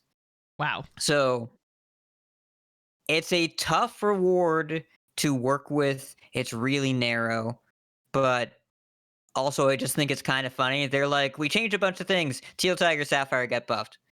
How many times has that happened? 6 now. Yeah. So they did make some easier to earn and things being seen more frequently. So Hidden Treasure Vault and Teal Tiger Sapphire both are now easier to earn. Kidnap Sack is harder to earn. And then Partner in Crime, Pilfered Lance, Wondrous Wisdom Ball, and Yogg-tastic Tasties will now be seen more frequently. And basically, this is all because we are heading into the new season, right? So they told us that quests were not going to be something that we're going to stick around. This was a seasonal affix, if you want to think about it that way. I can't remember the term that they actually... A seasonal feature. Someone's been playing M+. Yeah, someone's exactly. been playing M+. Over on the WoW side a lot right now. But yeah, basically, it's the seasonal thing. It was always meant to leave. And so they're letting us play around with some crazy things for the last few weeks of this season. So if you haven't been in BGs for a while, get your quest time in now. They also took Mechanotank and they took White Mane out of the pool. So that's a good thing, I think, because White Mane, it was such an interesting idea. She was a tilter. Yeah, she was such an interesting idea. I thought it was really cool. It was like another Zap-like mechanic, but the problem was there was really like the counterplay to her wasn't as, I guess, obvious as Zap. Like it felt like she was just way too disruptive, and if like your opponent guessed the perfect spot to put her, they could almost like counterplay you again. And like, I don't know, it seemed to create some really feels bad, toxic type moments where it was just like, well, now my entire comp is garbage. So I don't know. For some reason, she just felt worse than Zap, even though targeting things that you shouldn't normally be able to target is kind of the MO of both cards. But like Zap is fine and she was awful. Yeah, I think that she was meant to give the feeling of agency, but it ended up just being this random psych out game of where do I put this thing? Yeah. And I don't know, just like murdering my fun thing wasn't enjoyable. Yeah. I don't think that I need to get more complicated than that. I would build this fun comp and play around Zap, which has been the counter fun card for a long time. And they would just be like, nah, just kill it now. And look what I spent all game on that. And then it just didn't work. Yep.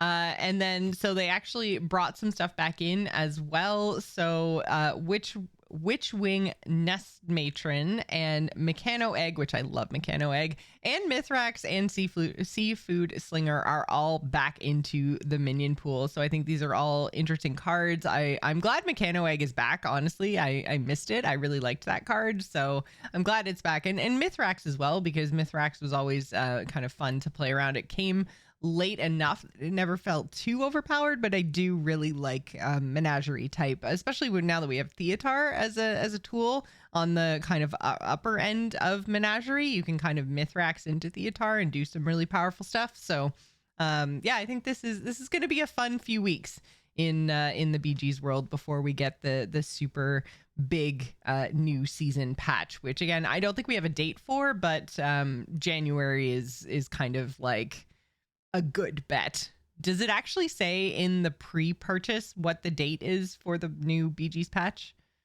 Putting you on the spot as you quickly open things up.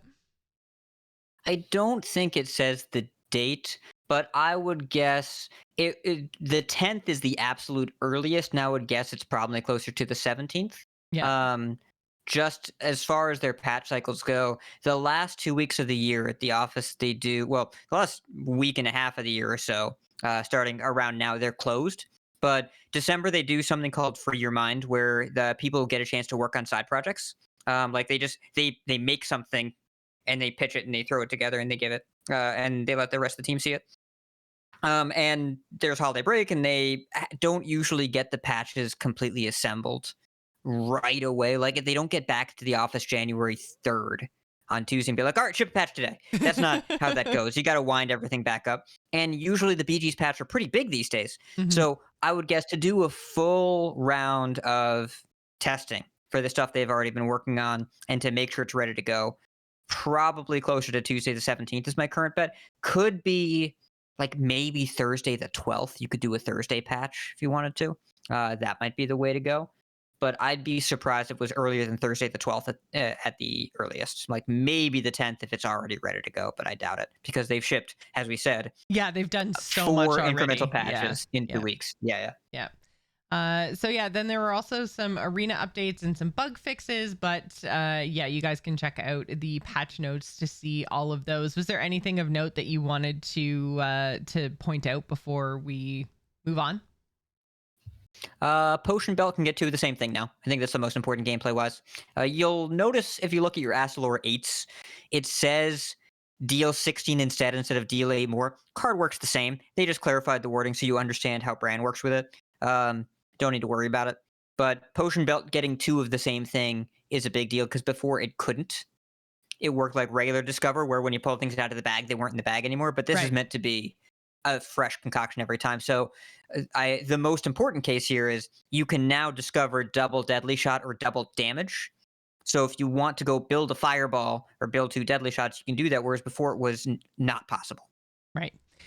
All right. So yeah, that's everything that came in the patch. And Hat also has follow-up discussion. What's the meta like now? We're just not doing that, Hat. We're just not doing that. We did that already. Did that we a did little that bit already. Yeah. All right. Yeah. Fair enough.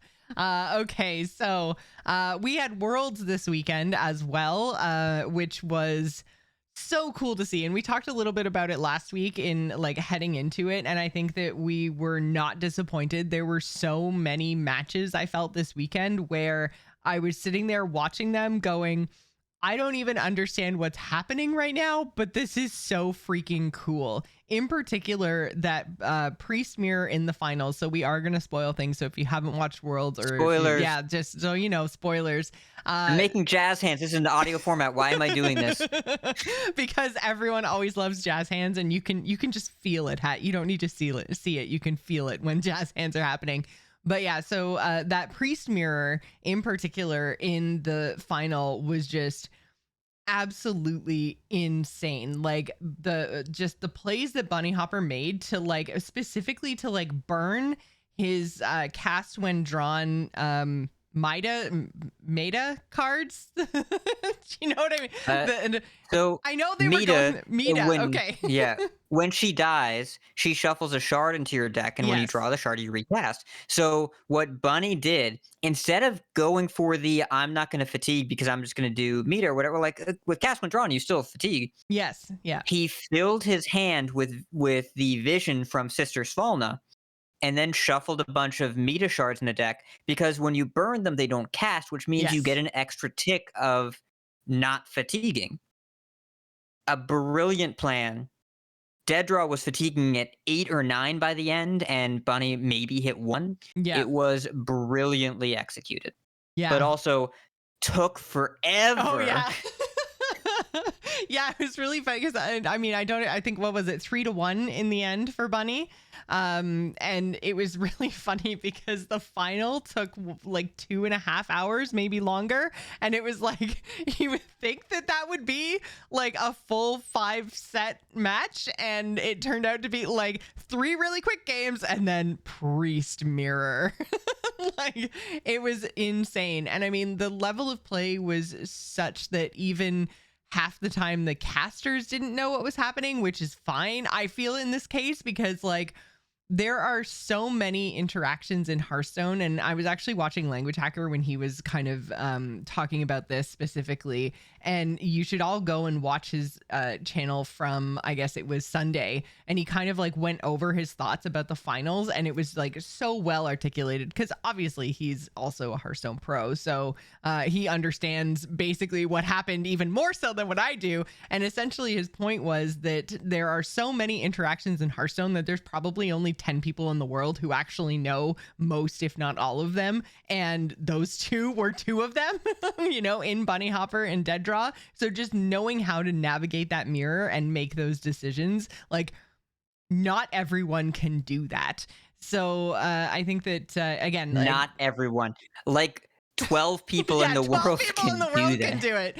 But yeah, so I would highly recommend going and looking at the VOD from Sunday from Language Hacker's channel, because he did go into a little bit of detail about the finals and like all of the intricacies and why it was such an amazing match. But like, there were so many times during the course of the weekend, and I mean, with the timing and how it worked out, I felt like I only ever saw like the second group of the day. So I saw like group 2, group 4, and then like the semifinals, finals. I missed all the earlier stuff, but the things that I was able to watch live, oh man, there were so many amazing matches. Like some of the Yarla games are really good.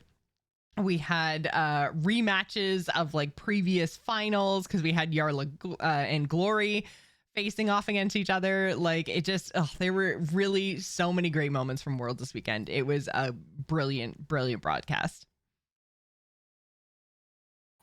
I was working Avatar weekend all weekend, and I still managed to carve out a little bit of time here and there to watch some of these games, especially on Sunday. And I am glad I did, because I'm like, I don't watch that much Hearthstone esports, mostly because of the time conflicts. But this one, it had all the hallmarks of like what we saw last year, where it's a bunch of decks that I hope stop existing on ladder the day the tournament is over, which it happened for the second year in a row. But watching these players navigate these games, we mentioned last week, they just end up in these game states that I have never seen before and will never see myself. I don't know how we got there. I don't know how they figured out if they were supposed to be there. And from the 70-minute pre-smear, from the 70-minute pre-smear, you could tell that very clearly was the plan. But also, how did he figure out that that was the plan? Had he tested this before? How many years of his life are missing because he tested priest mirrors and figured out this plan? But it was so masterful to see, and the emotion on display when Bunny won that final game, like, oh my god, my I heart. felt for him.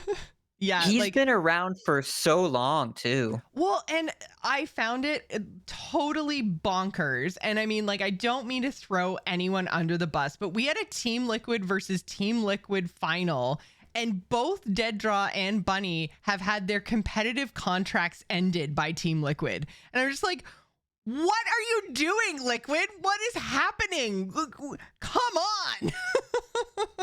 Like, and obviously, yeah, Bunny winning was just, like you say, he's been around forever. He's been competitive forever, and it felt like time. And I love Dead Draw, and he is an amazing player, and we've seen a lot of great plays in, you know, championships and everything else that we've seen him play this year. And he's a player who seemed to, and they pointed this out in the broadcast as well, kind of like always just get a little bit screwed by the rules and things changing right when he was coming into something, and, you know, just missing out by a point here, a point there. And, you know, so, I mean, he'd had quite a roller coaster ride into Worlds. And so they were both very deserving, but there was just something about, like, I mean, I remember Bunny Hopper from like day one competitive Hearthstone. Like, he has been in the scene forever. And I remember, like, because he is one player that I feel like I know his story because he's been around so long. Like, I remember when they would talk about like him going to school and like getting his doctorate, and then, you know, he got married, and it's like, I feel like I've like followed his life through Hearthstone esports. So to see him, you've been there the whole time. I've been there the whole time. Yeah.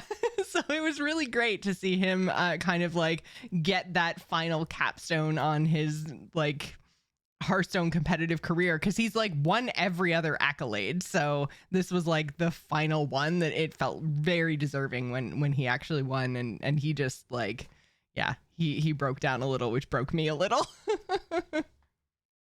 Yeah, he's just such a sensational player, and Yeah. he's, you know, he posted that twit longer right before the event of, you know, his future is gonna change a little bit, but after this, you know, he's gonna stick around in some degree.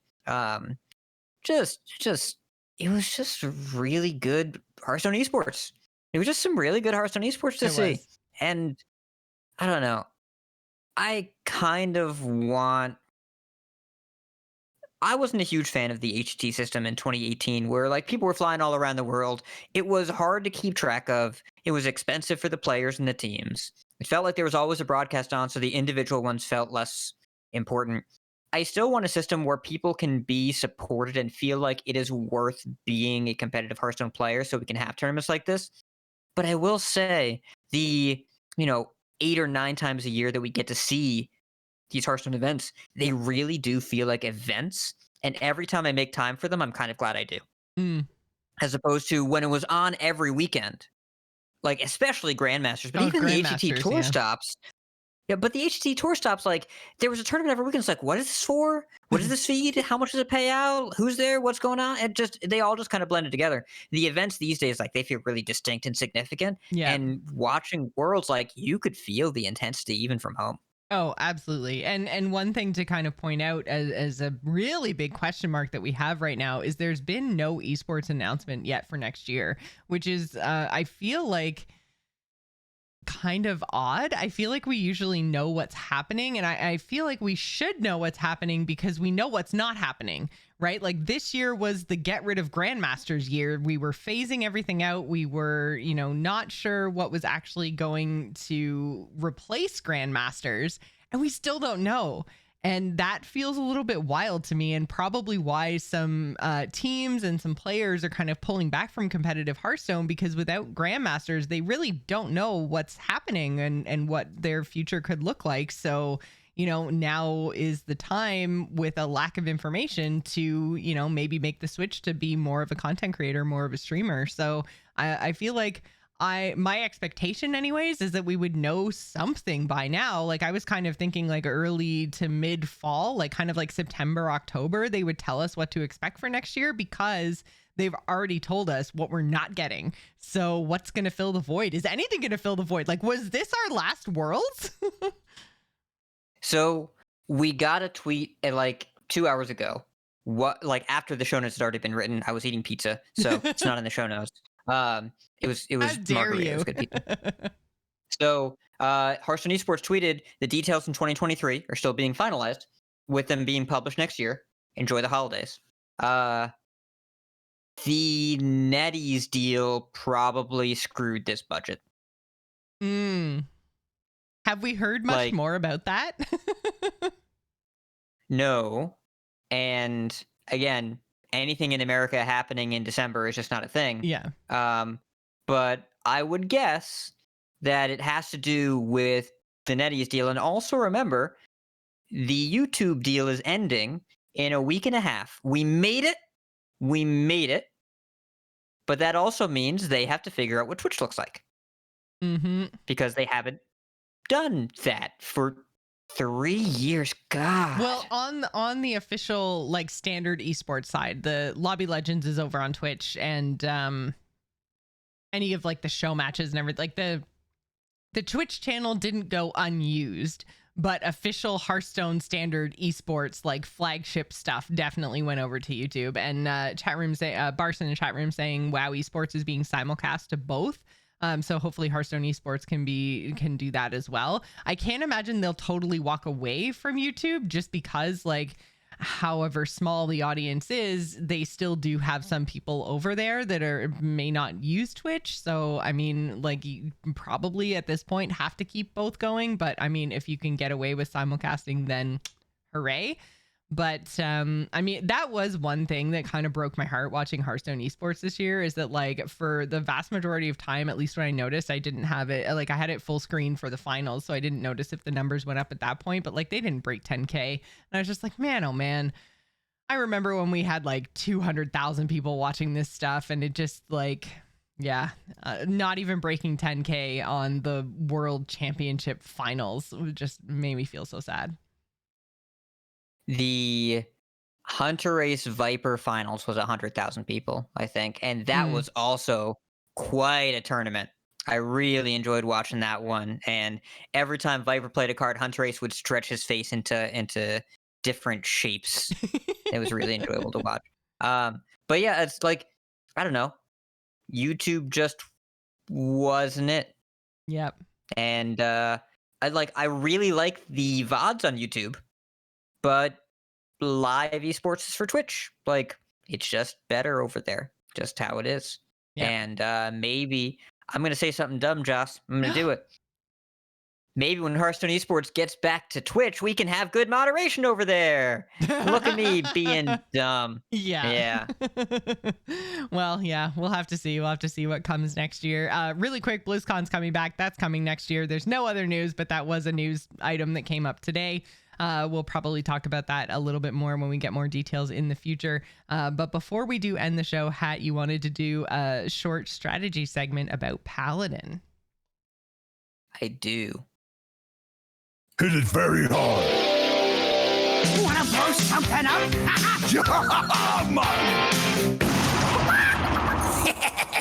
Time to pay. All right, Hat. You can Man, talk is all it about ambitious Paladin. to try and Man, is it ambitious to try and fit this in an episode where they also changed like 17 cards and also reworked like poison and BGs? I don't know, but I'm gonna give a brief lowdown on Pure Paladin, because what I like to do after they do a patch, especially now because this is our last episode of the year. It is. Listener, I want you to know, what should I do? And we've already covered, first thing you should try and do is be like Joss. That's always good advice. Always try and do that. But if I had to recommend one deck to you, if you were lost, you're not sure what to do, Pure Paladin. Try it out. It's got bubbles. It's got random legendaries, and Khadgar says random legendaries are always good. Khadgar is never wrong. And it's pretty straightforward to pick up, but does have some nuance to it. So, Pure Paladin, it's pretty meta.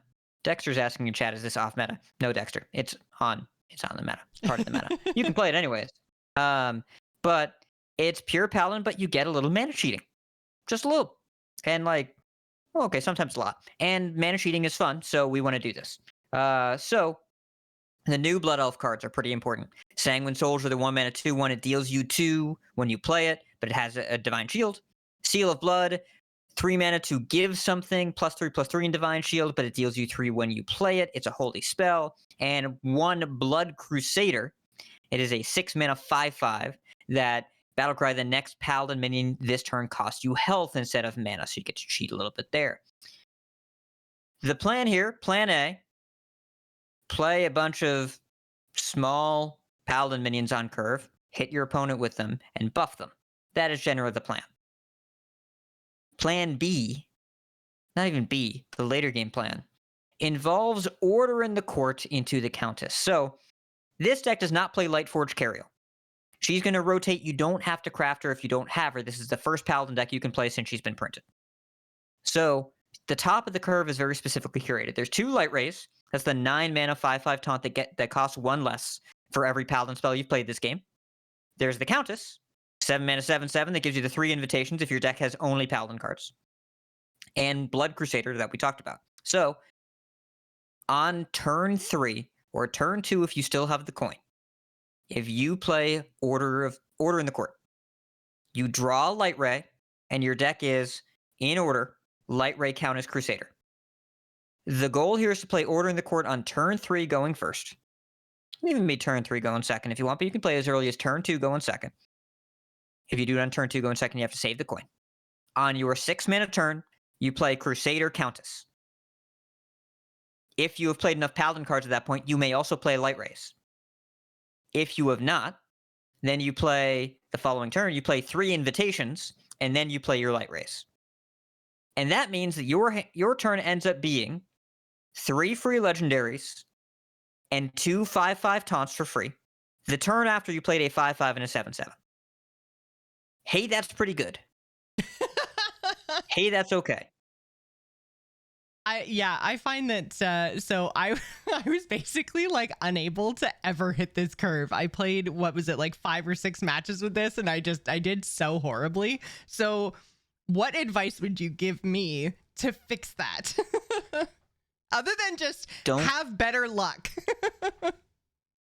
Having better luck is good advice, but also don't feel a need to go crazy out of your way for the order in the court curve I talked about. It is worth noting and important to note that if you have the opportunity to order early without impacting your curve, you can and should. And in particular, Stonehearth Vindicator, a 3-mana 3/1, it draws a spell that costs 3 or less, and you can play it for 0 this turn. So there are only 2 different distinct spells in the deck. There's Seal of Blood, 2 of those, and 2 Order in the Courts. So Stonehearth Vindicator is a 50/50 draw. You Order in the Court on turn 3 when you play it. Yeah, no, see, for me, it's 100% Seal of Blood, because I have played both Vindicators and pulled both Bloods and gone, where's my Order in the Court? Hat told me that was key. That's my But spike. that's still like, that's still a 3-mana 6/4 Divine Shield. We're cool. We're all right. Still okay? It's 3-mana 6/4 Divine Shield. Pretty solid. Especially if you play turn 2 Katori Lightblade. This is a Voyage card. A Voyage Paladin Legendary that after you cast a holy spell on this, you cast again another friendly minion. If you go turn 2 Katori, and then you turn 3 Stonehearth Vindicator and you hit a Seal of Blood, okay. Because then you have a 5/6 taunt Divine Shield attacking that turn, and you play another one probably on this minion. You get a 5/6 Divine Shield and a 6/4 Divine Shield in turn 3. Pretty good. We take that. The best mulligans in the deck, Righteous Protector, Sanguine Soldier, and Sinful Sous Chef, they're just 1-drops. You just take the 1-drops. You play those. Don't go crazy looking for the Order in the Court curve. But if you can Order in the Court early, if you Stonehearth Vindicator into it on turn 3, don't hold it, just play it. That is the key distinction I want to make sure people walk away with this podcast holding on to, that you don't have to do that, but if you can, you should early, it's okay.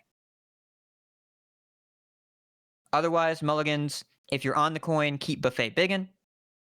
Probably don't keep Bannerman. You look at the stats. People keep Alliance Bannerman 75% of the time, and it is like middle or lower in the deck. Coining out Bannerman, you don't need to do that, and it's not that great. You want board quickly, and then you want to hit them with your board, and then you want them to die. So Bannerman is a 3-mana 2/2. It is not that exciting. You can play it on turn 3, but do stuff with your first couple turns. And you want to mulligan for stuff. You want to mulligan the top 4 mulligans in the deck. What? Sanguine Soldier, Righteous Protector, Sinful Sous Chef. Number 4 is Stonehearth Vindicator, it's Stonehearth, which yeah. you can keep. You can keep if you have a good hand that does other stuff. You can keep Buffet Biggin on the coin. But otherwise, I wouldn't really keep too much else. I would just go look for the 1-drops. Oh, you can keep Katori. Katori's all right. If you have a 1-drop and a Seal of Blood, you can keep Katori. Okay, so hit him with your things very early. Katori is good with blood, and Order in the Court. We already know that that's kind of the main driver of like our big bomb turn. So who am I going to absolutely destroy with this deck? Because that's always what I want to know first and foremost. If I am seeing blank, I play pure Paladin. So who's the blank? So number 1. And I know some people are going to play this deck just because of this. So this is why this is first. Okay. Ramp Druid.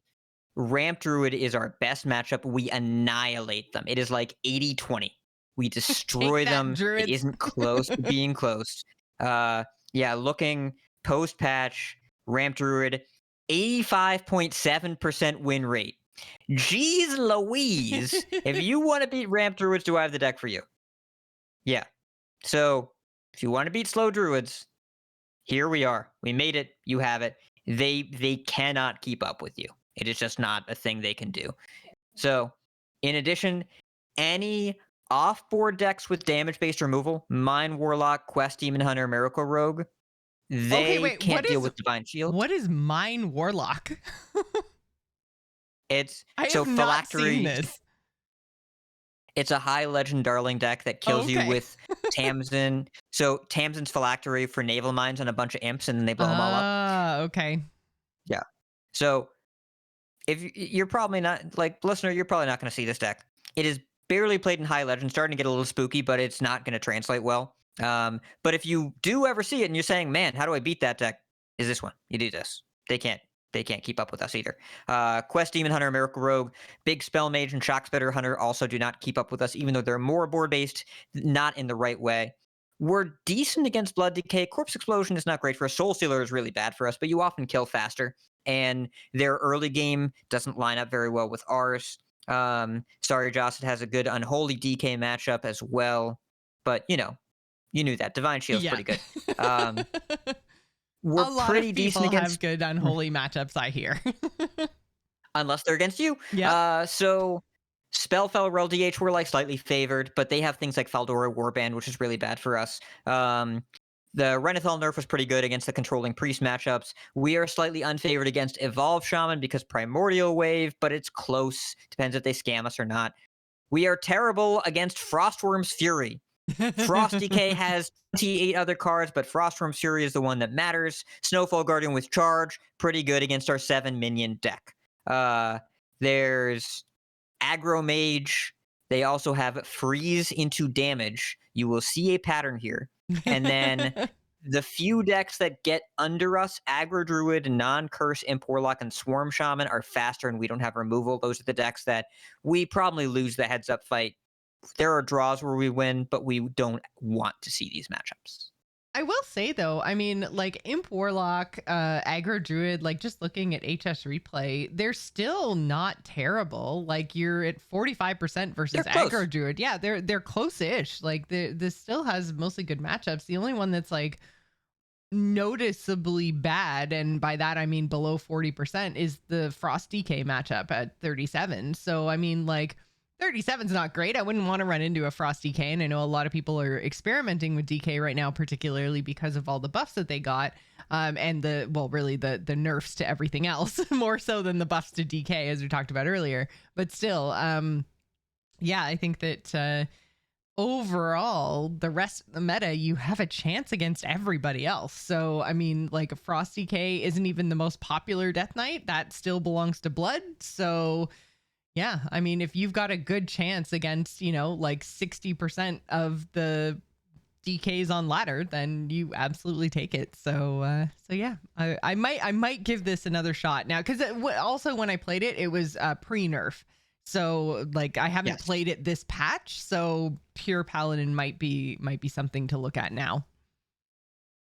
It is, statistically speaking, it is a top 5 deck right now, and it's a solid choice, and this would be probably the best deck in the format if Frost DK and Aggro Mage didn't exist. And Frost DK is definitely like, you can, if you have HSR Premium, you can remove certain decks from the matchups.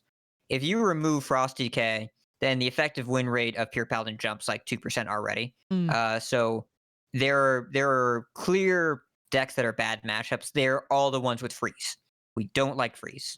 We're bad against that. Who does? But if you're against decks that seriously, but if you're against decks that don't freeze you, you are probably favored. It's got a really nice matchup spread. Listener, if you're not sure what to do over the holiday break, I would start here. That's awesome. Thank you so much for doing that, Hat. And that's going to do it for us this week. You can send your emails into tacpodcast@gmail.com. You can tag us on Twitter, or you can send us messages over in our Patreon Discord channel. Then you can also become a patron if you would like access to that Discord. Again, thank you very much to our patrons this week who gave us feedback on the Patreon and what they'd like to see in the new year. You guys are awesome. We are supported by our patrons, and now only our patrons, over at patreon.com/tax. So thank you guys so much for that. In particular, our Patreon producers, Dustin C. and Jarrett F. Thank you for a wonderful year of The Angry Chicken. You can follow the show on Twitter @TAC Podcast, and you can catch us live on Wednesday nights at 8 p.m. Eastern on twitch.tv/Joce Plays. That is right here. Twitch chat, if you haven't given us a follow, we are here every week talking all of Hearthstone news. Hat, where can folks find you on the internet if they want more of your content? For the next 2 weeks, you can find me at work, but when I'm trying not to pay attention to that and sneaking a peek at my phone or I'm in my office, then twitter.com/ridiculoushat is the hub of my Hearthstone content. That is the best place to go. And I have 2 other Hearthstone podcasts, Coin Concede, to make the competitive side of the game more accessible to you, and Vicious Syndicate, take a data-driven look at the high-level standard metagame. Joss, where can people find you? You can find me on Twitter and Twitch. I am at Joce Plays. That's JOCE Plays. You can also check out my general gaming podcast. It's called The Gamers In. We just did our Game of the Year edition that came out today. It was a lot of fun to do. A great retrospective at everything that we've played this year. Also wanted to remind everybody that you can still donate to our Extra Life campaign. That benefits the Children's Miracle Network of hospitals. You can go to bit.ly/TGI Extra Life 2022. I am going to be doing a stream on New Year's. Unfortunately, I'm sure you guys have all seen the news. There is a massive winter storm coming, so we've had to change our travel plans. I was going to do some streaming this weekend, but now we have to travel much earlier in the week than we were planning for Christmas. So I'm not going to be able to stream this weekend, so I'm going to do an extra long New Year's stream and try to get some more donations in that way. Again, it benefits an amazing cause. We've done it for like 10 years now, I think, and it's a lot of fun every year. So do go and check that out. Again, I'm going to be streaming right here on twitch.tv/JossPlays, and that's going to be on New Year's Eve. So do come and check it out and support the cause if you can. bit.ly/TGI Extra Life 2022. That is going to do it for us this year. Thank you guys all for being here. And until 2023, job's done. Job's done with jazz hands.